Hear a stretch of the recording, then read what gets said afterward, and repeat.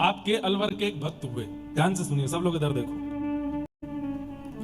उन्होंने जीवन में कभी भजन नहीं किया था, जीवन में कभी नाम जप नहीं किया था, उन्होंने जीवन में कभी ठाकुर जी का बहुत दर्शन लाभ आदि कुछ नहीं किया था। लेकिन एक दिन पता नहीं क्या हुआ, कहीं कथा वो सुन रहे थे, तो कथा आदि में वो जाते थे, ऐसे कि निमंत्रण मिला है तो 5 मिनट मुंह दिखाई के लिए जाते थे। तो एक बार कहीं कथा चल रही थी अलवर में, तो वो गए, सत्य घटना है, बहुत ध्यान से सुनिएगा। कथा में जैसे ही पहुंचे तो जाकर के उन्होंने कोई प्रसंग सुना, और वो प्रसंग उनको इतना अच्छा लगा कि वो पहली बार जीवन में ठाकुर जी के लिए रोए। तो उन्होंने व्यास जी से कहा कि मैंने जीवन में कभी भजन नहीं किया, कोई तीर्थ यात्राएं नहीं की, मैंने कभी कोई साधन नहीं किया, पर आज मैं इतना भावुक कैसे हो गया? ये चरित्र जो आपने सुनाया, ये कहां का चरित्र है, ये किसने इसकी रचना की है? तब व्यास जी ने बताया ये भक्तमाल जी है, और ये भक्तमाल जी की रचना श्री नाभा जी ने की है, उन्हीं की टीका श्री प्रियादास जी ने की, और वो प्रियादास जी आज भी जयपुर में विराजमान है, उन व्यास जी ने बताया। तब वो सेठ जी जयपुर गए और श्री प्रियादास जी से मिले, और प्रियादास जी से कहा वो जो आपने ग्रंथ लिखा है भक्तमाल, वो मुझको दे दीजिए। प्रियादास जी बोले ऐसे कैसे दे दें, हमने इतनी मेहनत करके लिखा है। तो बोले मैं आप जो सेवा कहेंगे मैं करने को तैयार हूं, एक और ग्रंथ मेरे लिए लिख दीजिए। बोले क्या करोगे, पढ़ोगे? बोले पढ़ना मुझे आता नहीं। बोले फिर क्या करोगे? बोले कुछ नहीं, केवल इतने सारे भक्त जिस ग्रंथ में हैं उस ग्रंथ को हृदय पर लगा करके रखूंगा, बस, और कुछ नहीं। तो प्रियादास जी को इतना अच्छा लगा कि उन्होंने वो ग्रंथ लिखा और लिख करके उन सेठ जी को दे दिया।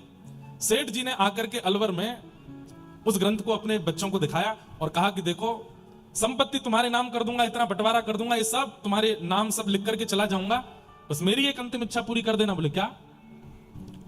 जब मेरे प्राण निकलने वाले हों, बाहर कहीं प्राण निकलेंगे तो मुझे पता नहीं, लेकिन अगर स्वाभाविक बिस्तर पर प्राण निकल रहे हों तो बस प्राण निकलते समय ये ग्रंथ मेरे हृदय पर रख देना। बच्चों ने कहा आप ऐसी बात क्यों करते हैं, अभी तो बहुत आयु है आपकी। बोले कि बस मैं बता रहा हूं, ये मेरी अंतिम इच्छा है। जीवन में कोई साधन नहीं, कोई भजन नहीं, कोई कीर्तन नहीं किया।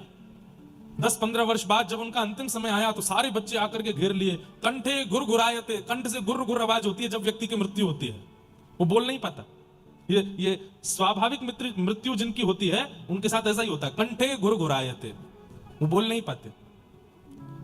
और जितना मोह सामान्य जीवन में व्यक्ति के चित्त में रहता है उसका मल्टीप्लाई इनटू 1000 हो जाता है। मोह, बच्चे की याद, बहू की याद, नाती पोतों की याद, प्रॉपर्टी की याद, इसकी याद, सारी यादें आने लगती हैं और आंखों से बस आंसू निकलते हैं कि ये सब मैंने कमाया जीवन भर, अब छोड़ के जाऊंगा मैं।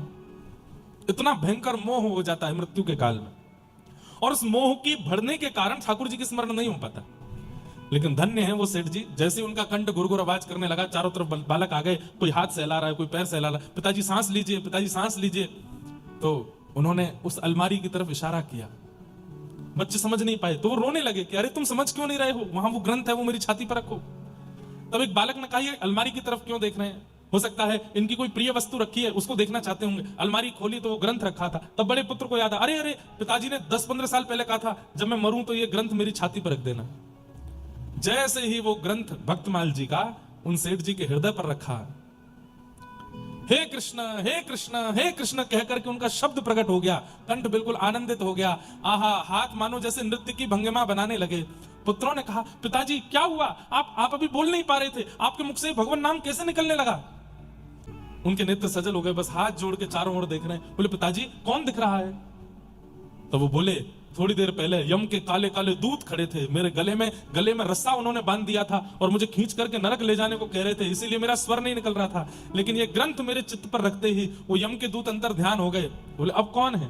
बोले भक्तिमती मीराबाई खड़ी हैं, सूरदास खड़े हैं, कुमन दास खड़े हैं, गोस्वामी तुलसीदास जी महाराज खड़े हैं, हरिवंश महाप्रभु खड़े हैं, स्वामी श्री हरदास जी महाराज खड़े हैं, नरसिंह मेहता खड़े हैं, सारे भक्त मेरे चारों ओर खड़े हैं और क्या कह रहे हैं? अरे सखी चल हमारा हाथ पकड़ तो निकुंज में लेकर के चले, प्रिया प्रियतम तेरी प्रतीक्षा कर रहे हैं।